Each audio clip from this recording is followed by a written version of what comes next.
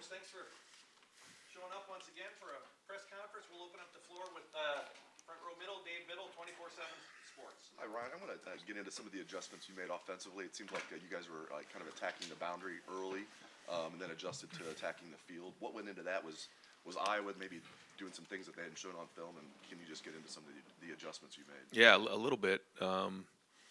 They went to a little bit more of the single high stuff and just made a few adjustments, and then it took a little time to figure out. But also when we started playing, with the full field, we kind of got in a rhythm too. So I think a little bit played into both of those things. But they still did a lot of their fundamental stuff that they do, but a few different looks and so yeah, we just tried to figure out where we could attack them and kind of made those adjustments. Yeah. We'll go fourth row right, Tony Girdman, Buckeye Huddle.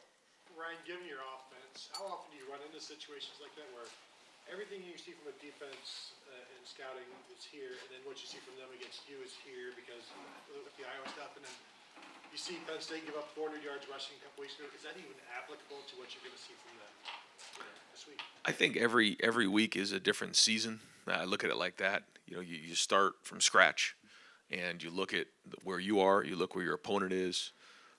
You look at the matchup, personnel-wise. You look at the matchup schematically, and then as you get later in the week, you start to figure out how it fits, what that matchup looks like, and then you do all that work, and then all of a sudden you get to the game, and you may have to take a right-hand turn real fast because of a lot of reasons. It might be the conditions. It might be something that schematically shown up, maybe an injury. You don't know, but every week is different, and you try to do the best you can to identify where you think you can be the most successful week in and week out. And you evaluate the film and try to figure out why somebody may have had success or not success, and you try to forecast the best you can. Do you spend time thinking, what if they do something differently than what we've seen, or do you just work on what you've seen? No, that's how I spend probably the 48 hours leading up to a game is exactly what you just said, and have a lot of sheets of contingency plans in place for what if. And we'd say sometimes you're chasing ghosts, but I've been in games before where we didn't chase those ghosts and we didn't have answers, and that's not a good feeling. So it's our job as coaches to have answers and to put our players in best position to be successful. So that's our job. Right next door, Cameron Teague Robinson, The Athletic.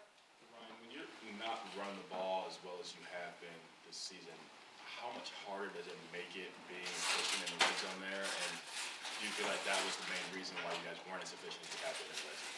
I think it played a factor, yeah. We could have done a better job. A couple calls you'd like to have back, a couple plays we'd like to have back. We had the penalty down there that hurt us, and just a few things in general. So, yeah, when you have the balance and you're getting 4 and 5 on a run as opposed to 1, 2, or 3, yeah, it makes a big difference. Right next door, Spencer Holbrook, Letterman Row.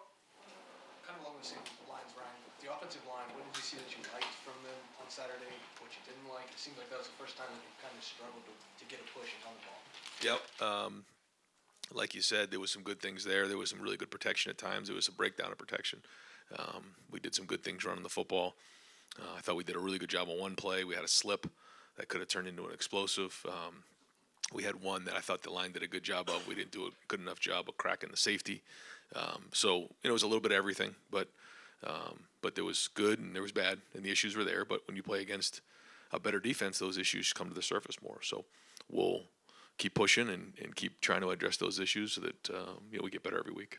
I'll go deep left, Brendan Gulick, Buckeyes Now on Sports Illustrated.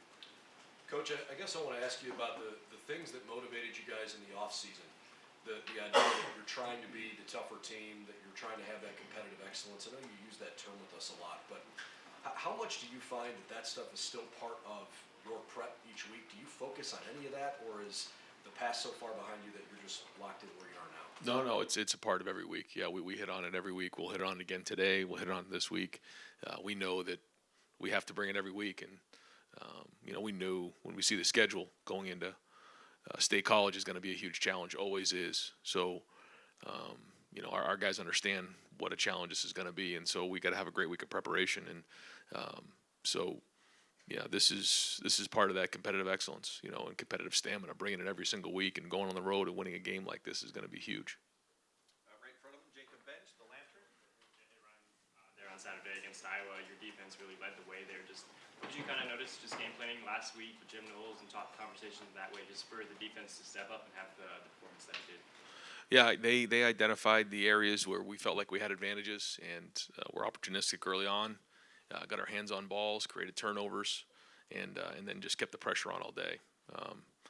But when you can start off the game with an interception like that, I know it really throws off the offense and can rattle the confidence, just across the board. And it seemed like, we kind of were attacking all day on defense, and when you can create that many turnovers, certainly your chances of winning go way up. Second row left, Stephen Means, Cleveland.com. Chip was at running back against one Saturday. What went into that decision? And is that something that's going to be more permanent, or just like a week by week basis? Yeah, we lost TC, for the year, so he won't be available. It's a long-term issue, and he had been doing some good things for us, and so we felt like we needed to provide more depth at that position. And Chip really had come to us a couple weeks ago and just said, "Hey, listen, if you need anything on offense, I'm here for you," which is just the way he is. He's an unbelievable person and great attitude. So, we just felt like the time was right, and so that means EA's got to do a good job of stepping up over there and be the fourth linebacker for us, and we get Taraja back, and so we felt like we had some depth over there at linebacker, and Chip could help us on offense, and certainly has experience of playing last year. So, it's good to get him out there and get him part of the unit, because I think we're going to need him. Front row right, Austin Ward, Rivals, 97.1 The Fan. Ryan, after the pitch count for Jackson, saw him just talking to Heartline, talking to you. Did he want to go back in on Saturday because of the way he came out?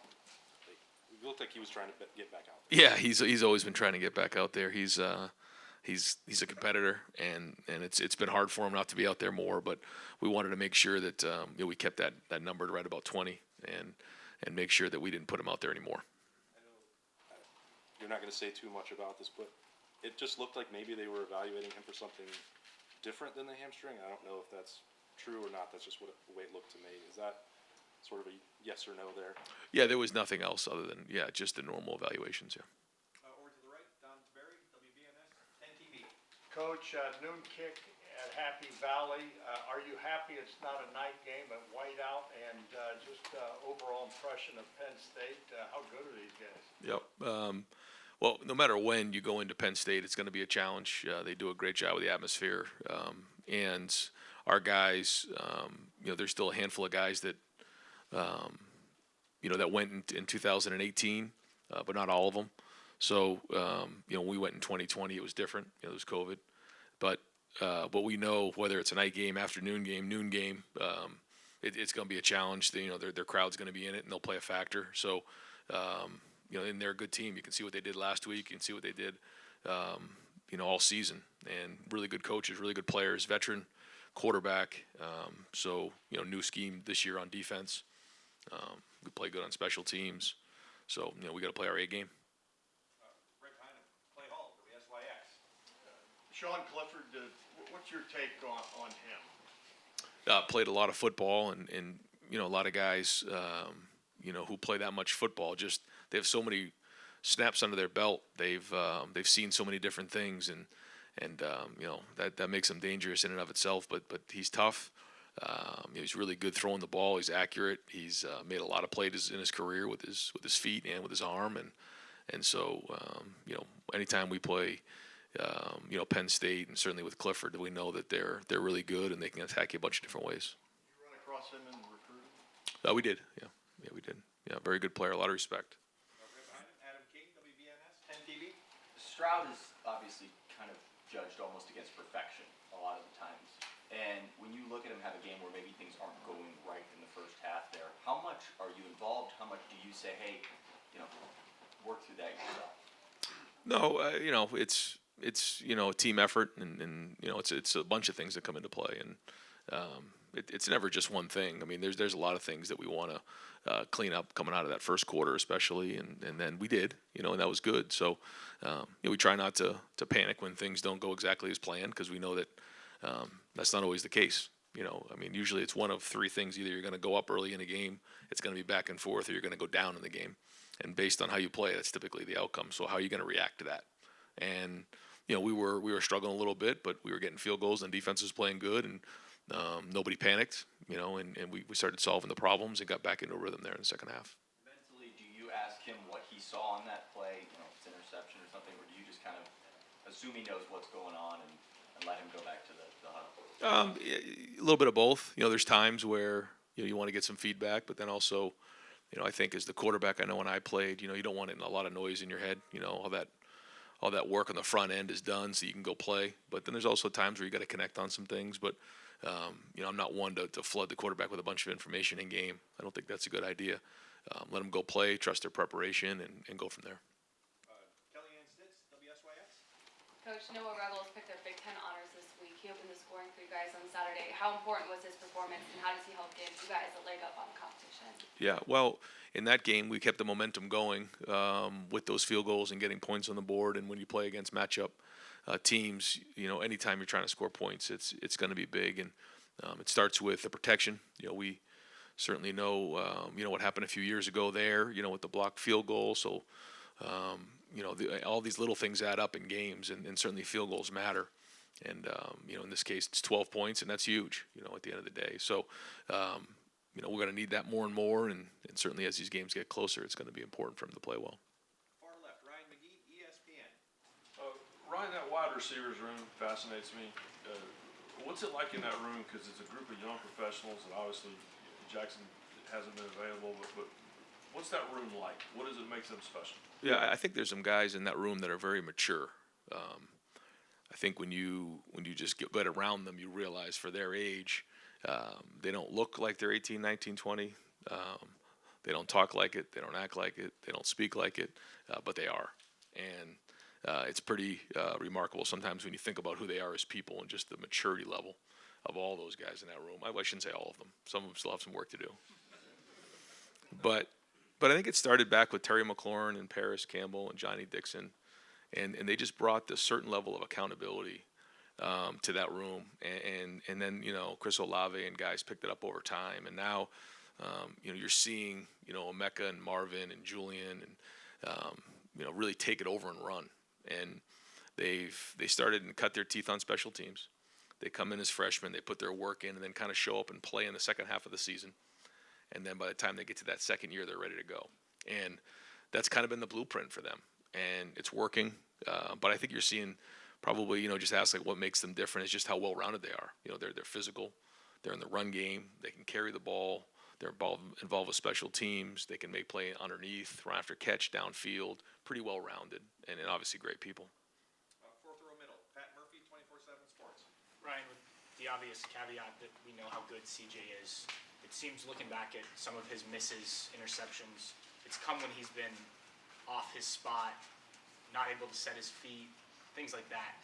When you're a quarterback who maybe isn't a guy who's used to running like some of the guys you've had, how has he worked on that, and how do you continue to work on some of those things that maybe in practice you're not able to simulate? Sure. Yeah, you try to do the best you can to simulate the game in practice. And that's really important to do. And sometimes we can do that really well, sometimes we can't. I think you've seen him make some plays like the one he scrambled around and made the play to Cade Stover. I thought that was an excellent extension of the play. He threw away the ball at times, which was really good. So, I agree. When you look at things and you have to move in the pocket, you have to keep your balance and you got to keep your feet underneath you. And I think he's done a good job of that this year. But yeah, it's our job to try to simulate that in practice. So what does that mean? Maybe in 7-on-7, kind of flashing in front and making him move his feet. Those are things that we typically do with the quarterbacks. Right next door, Andy Andrews, Buckeye Sports Bulletin. Yeah, Julian, the last couple games has made big plays down the field on looked like post routes specifically. How has he evolved as a downfield threat as his career has progressed? Yeah, well, I think he's always been good at that. I remember watching him in high school, and he was always good, big, strong, long strides. He could eat up a lot of ground. He can track a ball very well. I just think you're seeing now the best version of Julian for a lot of reasons. But he kind of came in on a different journey maybe than what I just spoke about, where the freshman and then coming into the second year, he had a couple injuries that derailed him, and so he stuck with it and had an unbelievable off season. And now you're starting to see the best version of him. And he's strong, he's powerful, he's physical, and he's a presence out there, and you're starting to see the big playability downfield the last, I guess, 3 games. Third row right, Dylan Davis, Delaware Gazette. Just to be clear about Jackson, nothing about his exit on Saturday had anything to do with him not feeling good anyway. That was Right, just all right. pitch count. So he's still on track to play on Saturday. That's the Correct. plan, yep. Be any kind of pitch count on Saturday? Should he play? We'll see as the week goes on. We'll know more. When you come out of games like that, you got to keep evaluating and see how things go. But we'll keep figuring more stuff out, and by the end of the week, we'll have a better idea. Second row right, Bill Landis, Rivals. Ryan, when you guys have a base run play like you guys have with stretch that is sort of the foundation of your run game, how much conversation is there throughout the week about making sure you're sprinkling in enough to protect that so teams don't tee off on it? And does that conversation or calculus change at all when you're playing a really good defense like you guys were last week? Yeah, no, good question, because there was a couple of them last week that we got negative plays on, and it isn't so much mixing it up, although you have to mix it up. You want to have things that go up the middle, go to the outside, and go to the strong side, go to the weak side, those type of things. But more than that, it's usually just identifying who you're working to. But like you said, we want to make sure we have a good mixture. I think we've had a good mixture. But at the end of the day, if you're good running the football, your best run play should be good just about anything. And we want to put our guys in schematically the best answers and make sure that the numbers are right and the angles and the leverage is right. But I don't think that was the case on Saturday. When your offense is kind of multi-formational as you guys are, under center, pistol, shotgun, everything, is there a percentage in your head you want to make sure you're around so that you're not always running the ball when you're in pistol or always throwing the ball when you're in shotgun, like a balance there to keep these defenses from, again, teeing off on certain things? I'd like to be aware of what they're looking at and what they see and what the numbers show. And so that as long as you're aware, then I think, you're making sound decisions. If you have a certain tendencies that 80% of the time you do this, and as long as you know that, you call it again, you know what to expect. I think where you get yourself jammed up is when you have a tendency that you don't know about, and all of a sudden you start getting ganged up on. I think that's what's important. Front row, Joey Kaufman, Columbus Dispatch. Ryan, you guys have faced some good receivers this year, like Jaden Reed at Michigan State, but wondering what you think of the collection of Penn State's skill position talent across the board, and just the challenge of that matchup this week for you. Yeah, a big challenge. The combination of quarterback and wide receiver will be the biggest challenge so far. And like you said, they're good. A good collection of talent, running backs, wide receivers, tight ends, and the quarterback. Second row middle, Nathan Baird, Cleveland.com. You talked before about using both Trevion and Mayan partially because getting them later in the season in better health. Is there a point in the season where you start to look at that distribution, a bigger role for Trevion, I guess potentially a bigger role for Mayan? How are you processing that?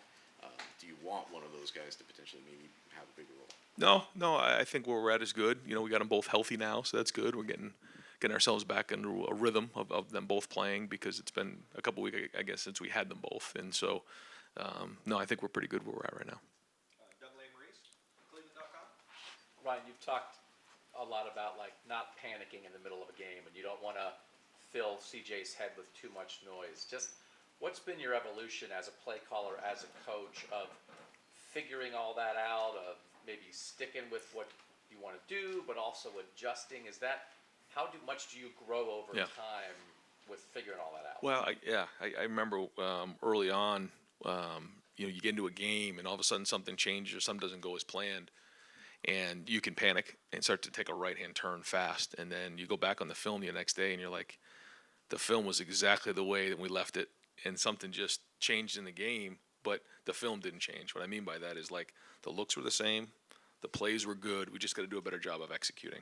And made that mistake in the past of overreacting or panicking and starting to take a left-hand turn or right-hand turn when you don't need to, and that's why the preparation is so important Tuesday, Wednesday, and Thursday. I feel like a lot of times we end up asking about adjustments mid-game, Sure. and of course you have to make them, but there also is a part of it of stick to our That's guns right. and we'll work it out eventually if we believe in ourselves.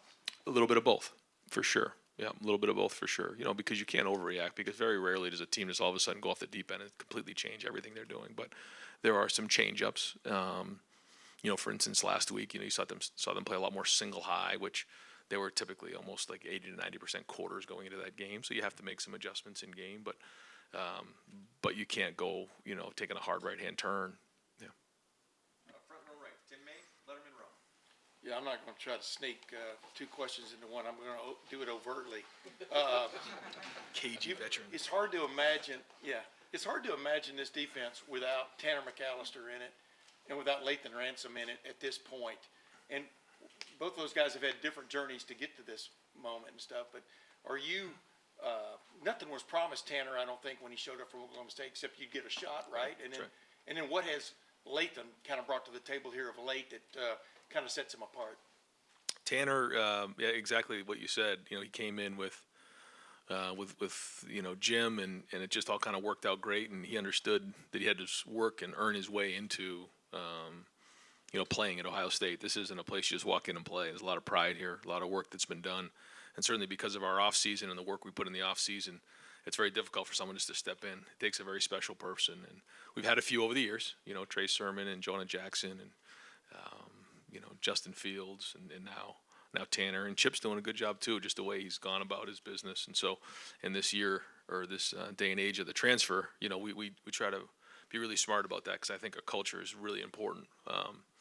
But great to have him, and certainly he understands, like we've talked about the defense so well, he's kind of like a coach on the field, and that's been big. And now that you have Lathan back, it's been big. I think what we're doing with Lathan on defense really fits his skill set, and he's taken off. I think you're starting to see the best version of him. I think he's got a great relationship with Perry. I think coming off that injury last year, you see how tough he is, because that was a quick return after a very difficult injury, and it's great to see him making plays. And I think, again, this style of defense really fits him. Yep. Front row middle, Bill Rabinowitz, Columbus Dispatch. Yeah, another one about the run game. Trevion and Mayan combined for 57 yards and 21 carries. I think the longest was 13 yards. There were some tackles for loss. How concerning is that, especially when you're going to be playing teams down the road that they're going to be like Iowa? Right. Well, it's like when you go into a game and you rush for 300 yards, and the game gets over, and you're like, oh, we're good. Now we're going to go rush for 300 yards in every game. It's the same thing when maybe something doesn't go well. You're not going to go into a game next week and say, well, you're only going to rush for 20 yards or whatever it is. I think you just have to identify what you did well and what you didn't do well, and make those corrections and move forward. So, the result is a feedback on your preparation. How you did that week, and we obviously didn't do well enough to our standard. Was there a common thread with the struggles? No. I can't say that there was one thing, but just overall lack of execution. Far left, Dan Hope, 11 Warriors. Ryan, it looked like Bradley Robinson suffered a significant knee injury on Saturday. Just what's his status? Is there a chance to be able to come back this year? Yeah, I haven't got the final report on that, but maybe we'll have an update later in the week for you. If he's not able to play, would Mason continue to be the guy at long snapper? Yeah, we would have Mason and Max available. We're going to try to get a few more second questions in. Front row right, Austin Ward, Letterman Row. Ryan, your football robot at linebacker scored a touchdown on Saturday, and he seemed incredibly nonplussed about it afterwards. Right. Did you get any emotion from him? It's a pretty big deal to score a touchdown for Ohio State. Like, not even a smile we could get out of him. We got a little smile. I saw a little smile. I don't know if he'll admit it or not, but I saw a little one creak. But, and to see him, celebrate in the end zone, that's about as much as you're going to get from Tommy. But he's just so consistent and solid, and he has really, and I've seen it just, again, quietly is probably not the right word, but just when no one's watching, he's got a strong voice, and I've heard it, I've seen it, and when he says something, people listen. But he's not one that's going to be out in front barking at everybody. But when he's in the room, and he's on the field, and he's got a strong presence. Doug Lamreese, Cleveland.com. Do you know Manny Diaz very well at all, Penn State coordinator? And what do you think of the defense they're running this year? Yeah, I don't. I think we've maybe met once, but a lot of respect for him, and they've, they have a really talented defense, and he's really good in terms of schematics and what they do. They do a lot of stuff, and so we got to be prepared for it. Did you consider him at all this offseason? I tried not to really get into who we talked about or interviewed and everything like that. So rather not get into that now. But again, a lot of respect for who he is as a coordinator.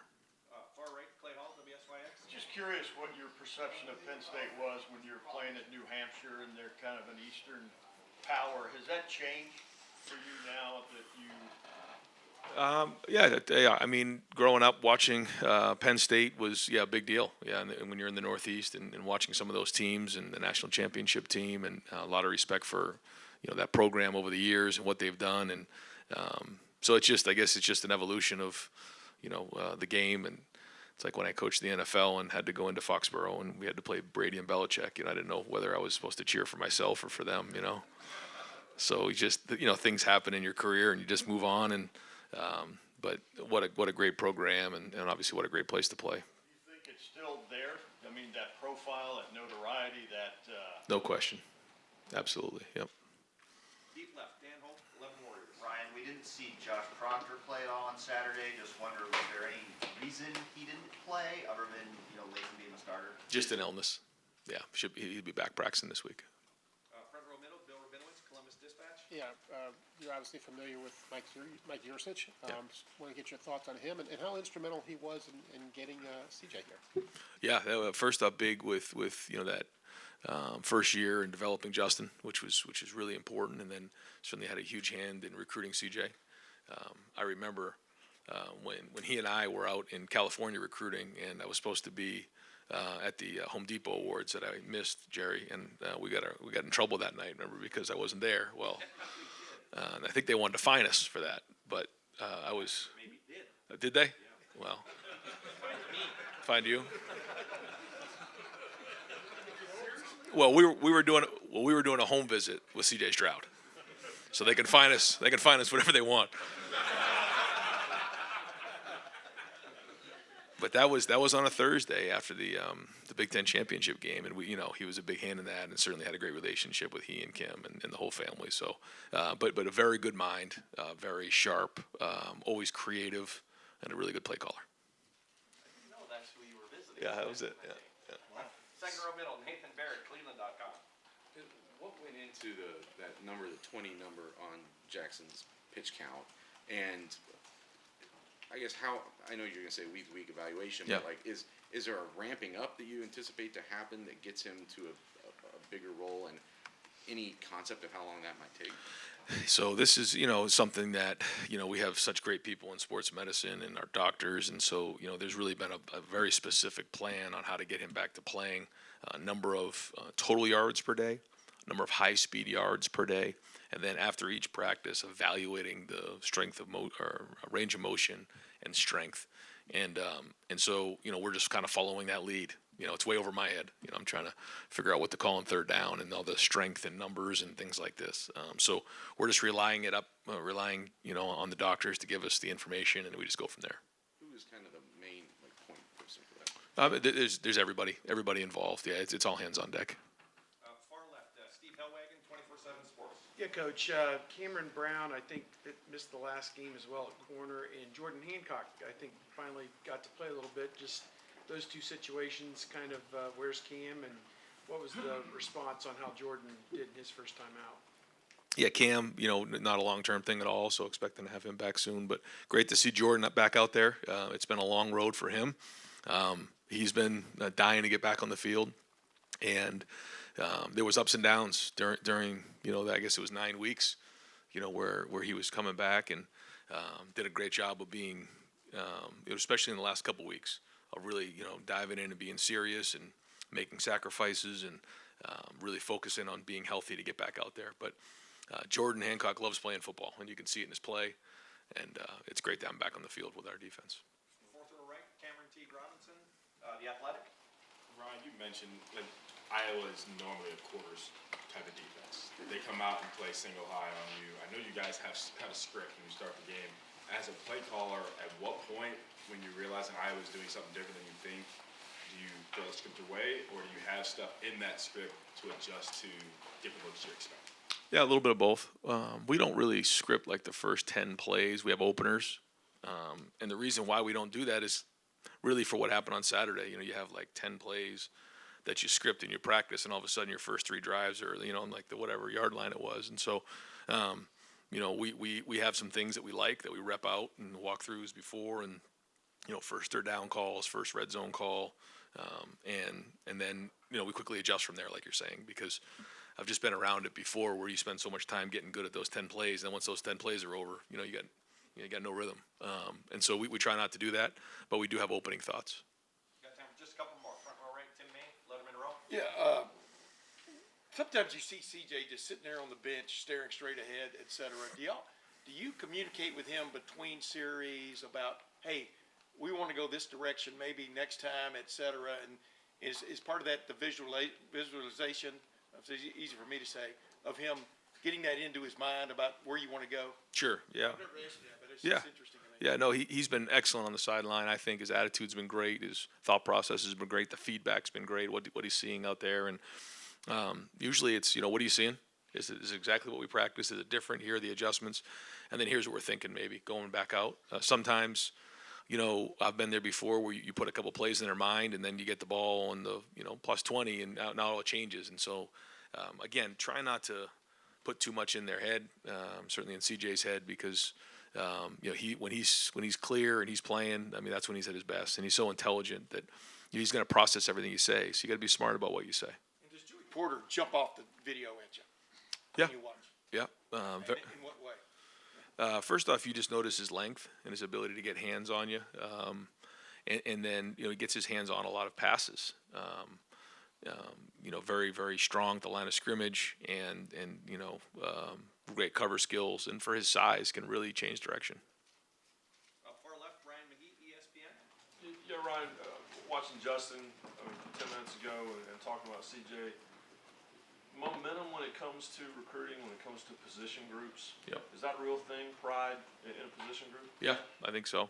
I think, in 2017, going through the recruiting process, and I remember recruiting families and recruits, and they would say, how come there's never been very many first-round draft picks at quarterback here? And I'd say, well, there's going to be real soon, and I took a lot of pride in that, because I feel like no matter what position you coach here at Ohio State, it should be that position you. What else do you want? If you're the linebackers coach, it should be linebacker you. If you're the quarterbacks coach, it should be quarterback you. If you're the running backs coach, it should be running back you. And I remember Urban Meyer saying to me, so what are we looking for in a quarterback? He said, well, just go find an ex-Heisman Trophy winner. I said, okay, let me get to work here. But that's kind of the way it is at Ohio State, and that's the expectation. That's the way it should be. And final question, Adam King, WBNS. I know you're probably tired of talking about Jackson, but when you have somebody on a pitch count like that, how much can it sometimes change the offense mid-game? You're bringing him out, you're hoping to have him out there. You said you have plays specifically for Jackson. Does that kind of throw you guys off a little bit at all? No, it doesn't. I know what you're saying, but no, our guys are very intelligent. They can jump in and out of positions, whether it's the Z, the H, the X, we can jump in and out of 11, 10, 12, and our guys really don't get affected too much by that. So, no, it shouldn't be a problem. Great. Coach, thank you very much. Thanks, guys. Appreciate it.